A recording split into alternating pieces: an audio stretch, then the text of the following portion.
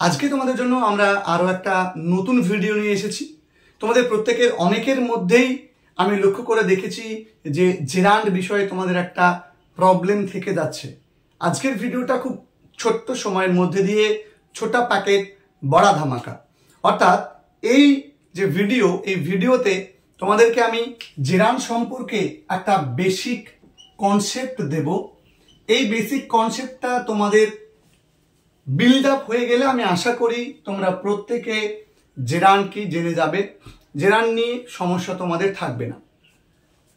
আমরা বিভিন্ন বেঙ্গলি রাইটারদের, বিভিন্ন অধিক প্রচলিত কিছু বেঙ্গলি রাইটারদের বই থেকে আমরা এই জেরান্ডটা পড়েছি বলেই আমাদের হয়তো এই বিষয়ে একটা সংকোচ আমাদের থেকে যাচ্ছে, একটা সংশয় আমাদের থেকে যাচ্ছে।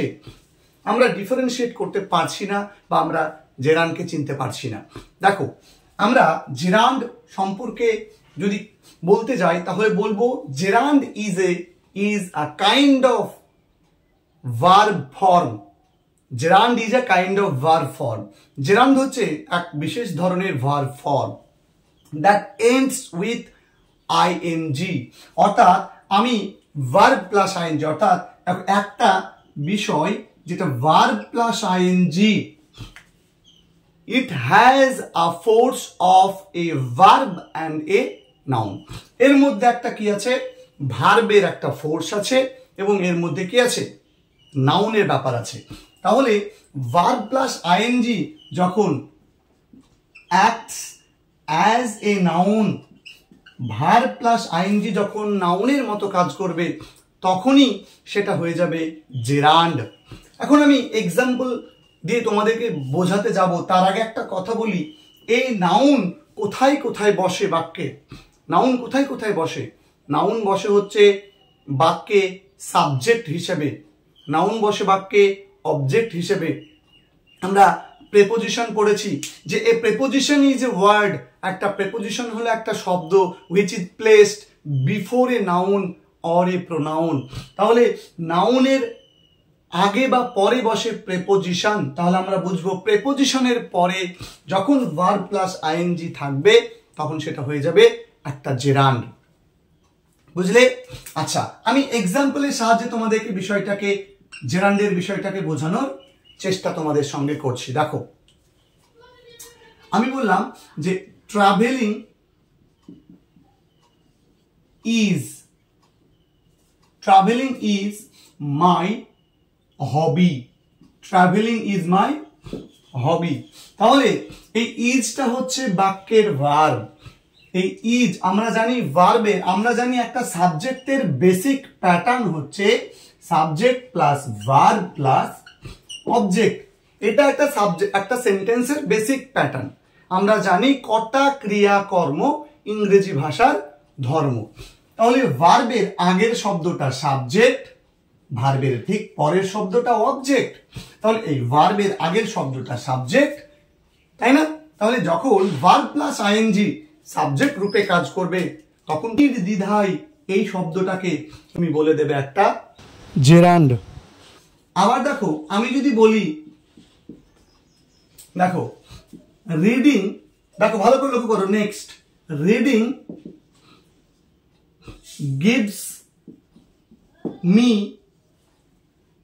me pleasure। দেখো, রিডিং gives me pleasure। তাহলে এখানে ভার্ব কোনটা বলো তো? ইএস যুক্ত শব্দটা হচ্ছে ভার্ব, এস যুক্ত শব্দ। তাহলে ভার্বের আগে আছে রিডিং। তুমি প্রশ্ন করে নাও, কি তোমাকে প্লেজার দেয়, তোমাকে আনন্দ দেয়? না তো পড়া। দেখো ভার্ব প্লাস আইএনজি, তাহলে একটা জেরান্ড রূপে কাজ করবে। আচ্ছা, আমি যদি এক্সাম্পল নম্বর 3 নিতাম, এক্সাম্পল নম্বর 3 নিতাম, দেখো বলছি finding money is not easy। Finding money is not easy. তাহলে কি সহজ নয়? টাকা পাওয়া বা টাকা খোঁজ করা। তাহলে এই যে ফাইন্ডিং শব্দটাকে বিশেষ প্যাটার্নে বসছে, সাবজেক্ট, দেখো সাবজেক্টের জায়গায় যখন বসছে তখন সেটা কি হয়ে যাবে, টোটাল অংশটা একটা উত্তর পাচ্ছ যে কি সহজ নয়, তো ফাইন্ডিং মানি টাকা পাওয়াটা সহজ নয়, টাকা খুঁজে পাওয়াটা, তাহলে এই ফাইন্ডিংটা হয়ে যাবে তোমার জেরান্ড। আমি আরো এক্সাম্পল দিচ্ছি, দেখো 4 নম্বরে যদি আমি বলি যে আই লাইক ইটিং বানানা, মানে আমি পছন্দ করি, খেতে পছন্দ করি। কি খেতে? দেখো আমি পছন্দ করি, কি পছন্দ করি, তাহলে আমি ভার্বের কি রূপে পেলাম? অবজেক্ট রূপে পেলাম, কারণ ভার্বের পরে যেটা থাকে সেটা হয়ে যায় অবজেক্ট। আমরা যদি সেটাকে কাকে বা কি দিয়ে প্রশ্ন করি এবং উত্তরটা যদি আমরা কোনো ভার্বের পরে পেয়ে যাই তাহলে সেটা হয়ে যায় অবজেক্ট। তাহলে এই ভার্ব প্লাস আইএনজি শব্দটা হয়ে যাবে তোমার জেরান্ড, তাই না? ধরো বললাম যে I enjoyed playing with you, আমি আনন্দ পেয়েছি বা আমি উপভোগ করেছিলাম। কি উপভোগ করেছিলাম? প্লেইং উইথ ইউ, তোমার সাথে খেলা উপভোগ করেছিলাম।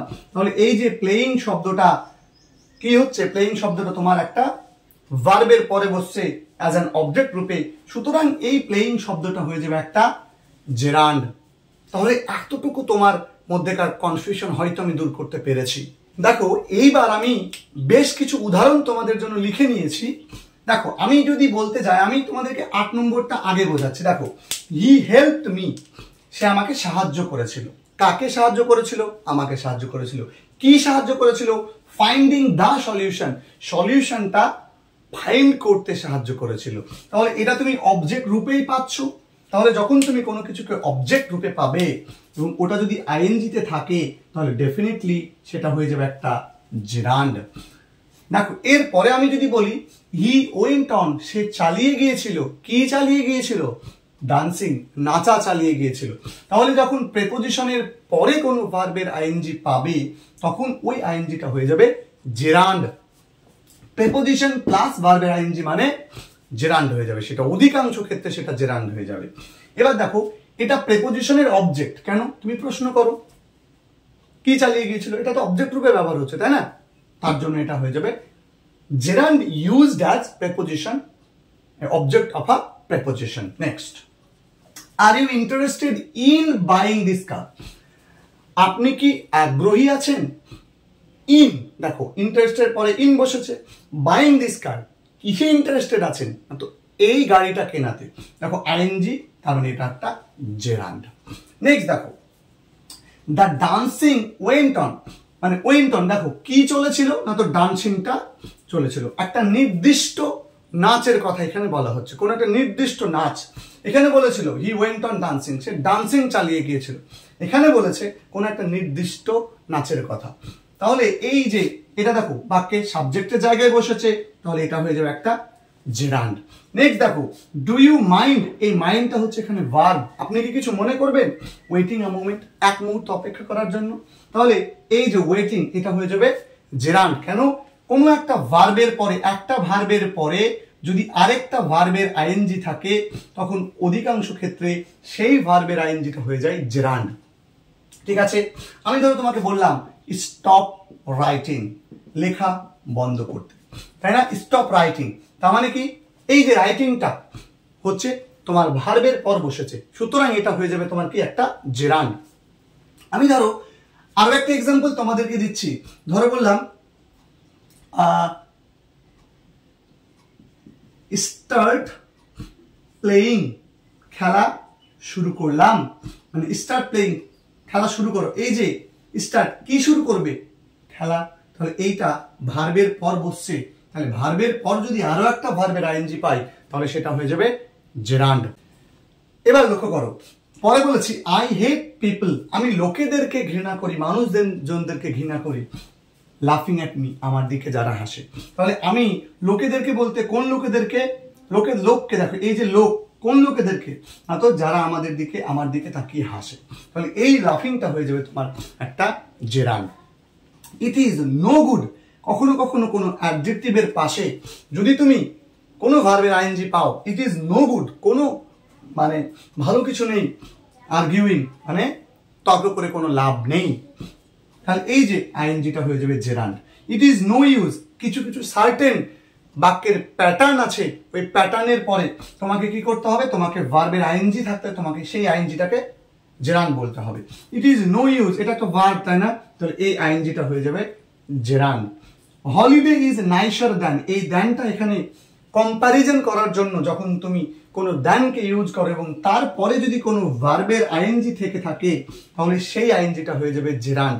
দেখো ইট ইজ নাইসার দ্যান, এটা ভালো, কি থেকে ভালো, ডেস্কে বসে থাকা থেকে ভালো। তাহলে কি থেকে কি ভালো, তো ডেস্কে বসে থাকা থেকে ভালো। তার মানে কোথাও একটা অবজেক্টের টোন আসছে, নাউনের টোন আসছে। আবার দেখো এখানে দ্যান এর পরে ভার্বের আইএনজি আছে, মানে তোমাকে বুঝে নিতে হবে যে এইটা একটা জেরান্ড। নেক্সট দেখো, driving makes me tired, driving আমাকে কি করেছিল, টায়ার্ড করেছিল।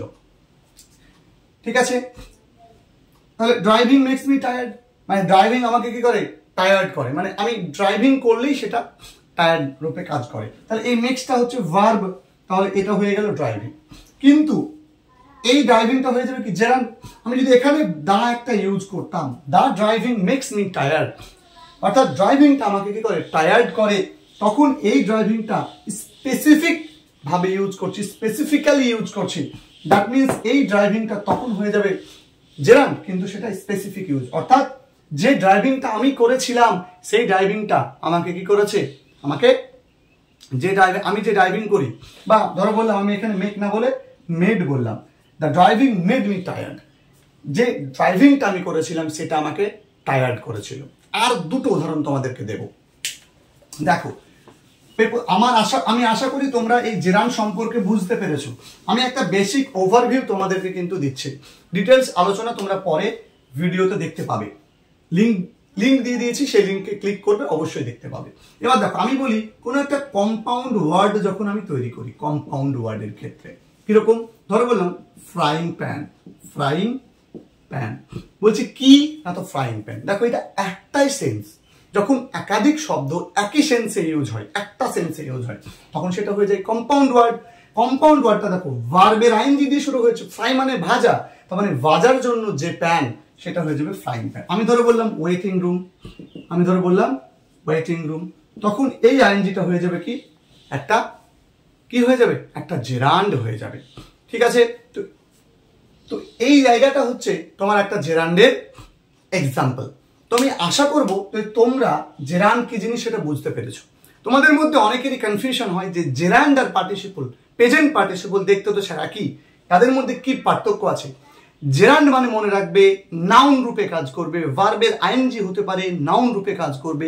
যতটুকু কনসেপ্ট বলেছি ততটুকু কনসেপ্ট তুমি ক্লিয়ার রাখবে, মাথার মধ্যে রাখবে।